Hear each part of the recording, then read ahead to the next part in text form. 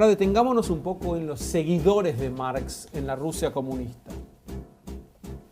A diferencia de Carlos Marx y otros socialistas sobre los que venimos reflexionando, el arquitecto de la revolución bolchevique, Vladimir Lenin, demostró estar exento de judeofobia. Al oponerse a las persecuciones zaristas, afirmó: ningún grupo nacional en Rusia está tan oprimido y perseguido como el judío.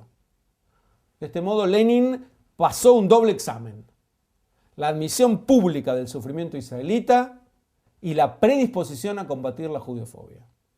Una tercera prueba de la que salió airoso es que nunca usó políticamente el odio antijudío. Por ejemplo, en sus discusiones con el Bund, el Partido Socialista Judío, Lenin no endilgó a la judeidad de sus opositores ser causa, ni siquiera parte del problema, ni aun cuando una joven hebrea atentó contra su vida. Sin embargo, la actitud personal de Lenin fue lamentablemente eclipsada por el establishment comunista, que desde el comienzo negó específicamente a los judíos el derecho de autodefinirse. Solo a ellos se les prohibió toda aspiración nacional. Y no nos referimos solamente a la religión, ya que en el terreno religioso el judaísmo no tuvo el monopolio de la hostilidad comunista, pero el idioma hebreo fue declarado subversivo. Se envió a la cárcel a quienes lo enseñaban o estudiaban. Más aún, el gobierno comunista destruyó sistemáticamente la vibrante vida comunitaria judía en Rusia. La judeofobia se transformó, según Kronavetter, en el socialismo de los tontos, con la salvedad de que por primera vez un movimiento judeofóbico se ocupaba en insistir que no lo era. La campaña fue llevada a cabo bajo el epíteto de antisionista. Desde 1919 el sionismo fue definido como movimiento contrarrevolucionario y junto con él fueron prohibidas las centenares de escuelas judías del país. Los ejecutores de la obra de destrucción fueron principalmente los fieles Yevsektia, las secciones judías del Partido Comunista. Después de la muerte de Lenin en 1924, Stalin se transformó en dictador de Rusia por 3 décadas. Durante ese lapso, la judeofobia soviética se desembosó. Entre otras fuentes, al respecto del odio personal de Stalin por los judíos es evidente en las memorias de su hija. El problema judío consistía en que había un grupo con características de pueblo, pero no respondía a la definición marxista de tal, ya que no podía exhibir con claridad territorio e idioma común. Y como era habitual en el comunismo, si la realidad desafiaba la ideología, pues había que embestir contra la realidad.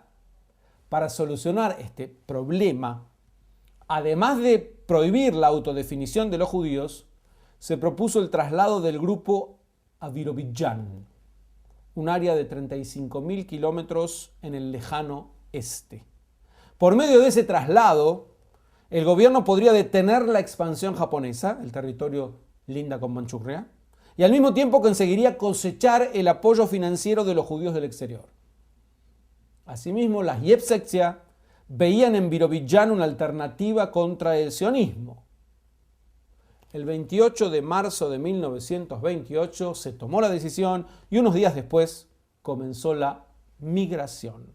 Ese año se prohibió toda publicación en hebreo y muchos escritores judíos fueron arrestados. Mientras en Birobidzhan se establecían en idioma yiddish varias escuelas, un teatro y un periódico. 1.500 judíos comunistas fueron importados desde el exterior. Pero a pesar de la propaganda, los israelitas nunca llegaron a ser ni el 10% de la población general de la región. En 1930 las Yevsektias ya se habían conseguido la destrucción de la mayor parte de la vida cultural judía en la Unión Soviética. Por ende pasaron a ser innecesarias para el régimen y se procedió a su expedita eliminación. Sus líderes, fieles estalinistas de larga data, fueron ejecutados, incluido el jefe Simón Dimansey, o murieron en la cárcel, como el editor de su diario, Moishe Yerbakov. Como vimos en el caso alemán, ni siquiera la respuesta del autoodio salvó a los intelectuales judíos.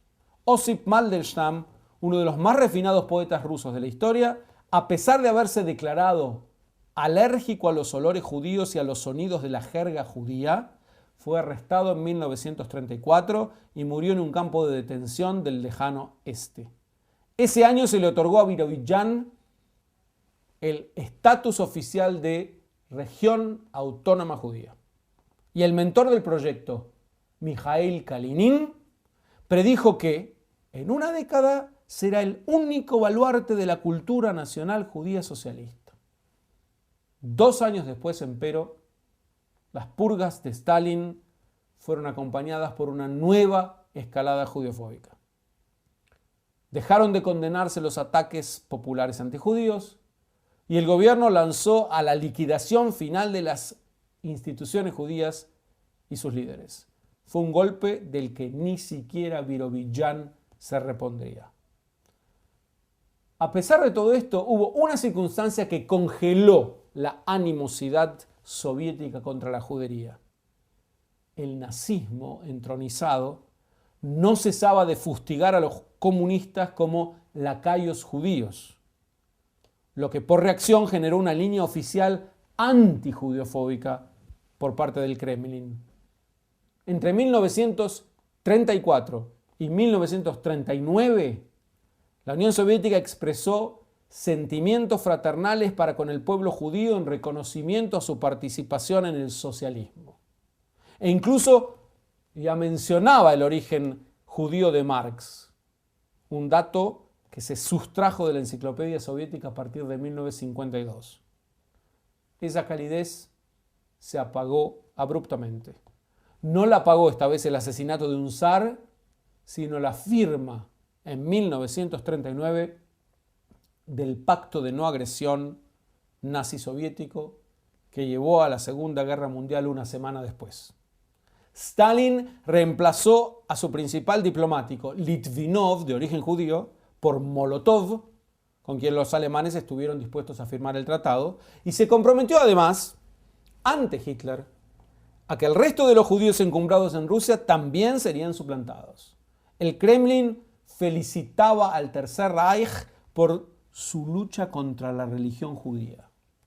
Y la prensa y la radio soviéticas escondieron sistemáticamente los informes acerca de la brutalidad judeofóbica del nazismo.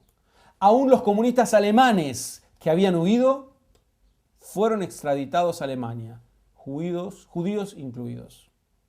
Algunos ilusos argumentaron que esas medidas eran un ardid de Stalin para ganar tiempo y así armarse para la inevitable guerra con el Tercer Reich. Pero ostensiblemente los partidos comunistas por el mundo abandonaron toda crítica a los males del fascismo o a la judeofobia nazi. Por ello, cuando un par de años después Rusia fue invadida por Alemania, los soviéticos debieron esforzarse en recuperar la opinión pública mundial. 2 meses después de la invasión, organizaron el Comité Antifascista Judío, CAFI, conformado por figuras políticas e intelectuales. El 24 de agosto de 1941, los medios rusos anunciaban: los representantes del pueblo judío se reunieron a fin de convocar a nuestros hermanos judíos en el mundo para ayudar el esfuerzo bélico soviético. A pesar de este gran giro, la condena soviética al nazismo se limitaba a vituperar el asesinato de gente pacífica e inocente, pero se negó consistentemente a presentar a los judíos como blancos predilectos de los nazis. Por lo menos 200.000 judíos morían combatiendo en el Ejército Rojo y muchísimos eran distinguidos por su heroísmo, pero no generaron sentimientos fraternales para con el pueblo judío.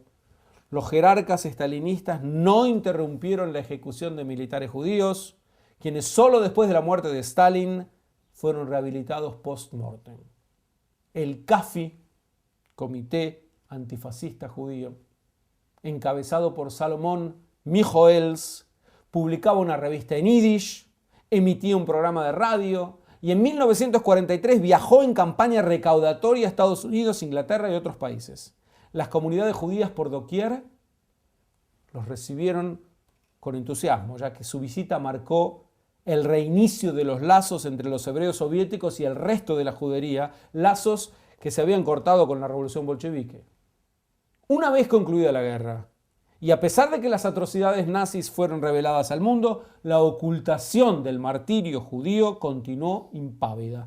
Toda referencia a que la ocupación alemana de la Unión Soviética había perjudicado especialmente a los judíos era censurada por los portavoces oficiales soviéticos por crear tensiones étnicas. Los libros y las películas acerca de la Segunda Guerra ignoraron constantemente la existencia del Holocausto, virtualmente hasta el punto de la negación. En una película rusa de casi 1 hora que se exhibía a quienes visitaban Auschwitz-Birkenau, donde habían sido asesinados 1,5 millones de judíos, la palabra judío no era pronunciada ni una sola vez. El escritor yiddish Vasily Grossman preparó un libro negro de los crímenes nazis contra los judíos en la tierra soviética, pero el libro fue prohibido después de que hubo ingresado en la imprenta. Al régimen no le bastó con negar el Holocausto por omisión, sino que llevó esta política hasta el ultraje, cuando usaba las atrocidades nazis precisamente para incrementar la judeofobia por medio de vincular al nazismo con el sionismo. En las Naciones Unidas, los delegados de la Unión Soviética y Polonia no solo se opusieron a que la Declaración de Derechos Humanos incluyera la condena de la judeofobia, sino que propusieron que el texto condenara como crímenes raciales el sionismo, el nazismo y el neonazismo. En ese orden. En cuanto al CAFI, sus publicaciones fueron finalmente prohibidas y en enero de 1948 su presidente Mijoels fue asesinado por la policía secreta soviética. Ese año se perpetraron nuevas purgas para poner punto final a toda actividad judía. En Birobidzhan mismo se clausuraron el teatro y las escuelas yiddish. La población judía de la región autónoma judía había llegado entonces a 30.000 personas y comenzó su rápida e irreversible disminución. El plan de emigración judía pasaba a la historia. El CAFI fue liquidado con todas las instituciones sobrevivientes, el embate contra el sionismo recrudeció y se lanzó una caza de brujas contra los nuevos enemigos a quienes llamaban los cosmopolitas. Para fines de 1948, los escritores judíos y las figuras públicas más prominentes ya habían sido arrestadas. Durante un juicio secreto en 1952 fueron acusados de conspirar para separar la península Crimea de la Unión Soviética y crear allí una república judía burguesa que serviría de base militar para nuestros enemigos. 26 escritores judíos, muchos de ellos leales estalinistas, fueron ejecutados el 12 de agosto de 1952.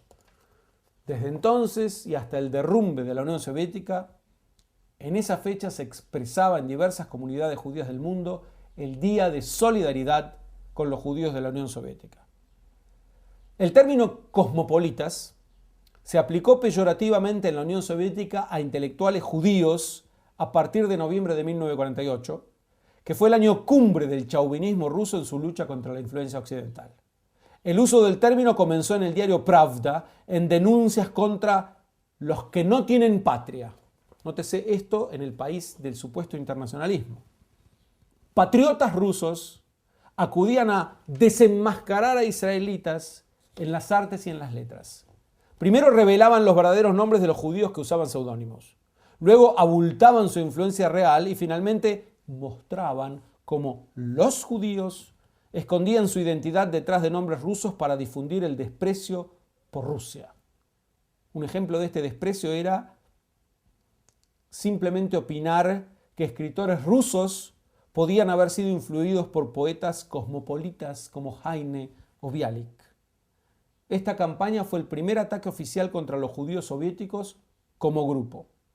Aunque atemperó en mayo de 1949, se la considera el comienzo de los llamados Años Negros, que se extendieron hasta la muerte de Stalin y durante los que fueron arrestados también los principales rabinos, Epstein, Lev, Lubanov, etc., muchos de los cuales murieron en los campos de trabajo. La judeofobia fue un importante instrumento de la política stalinista durante la Guerra Fría y se extendió más allá de las fronteras de la Unión Soviética. En Checoslovaquia, en 1952, fueron detenidos 14 jerarcas del Partido Comunista bajo acusación de conspirar contra el Estado. 11 de ellos eran judíos, incluido el secretario general del partido, Rudolf Slansky. El proceso Slansky fue supervisado por agentes moscovitas especialmente enviados a Praga.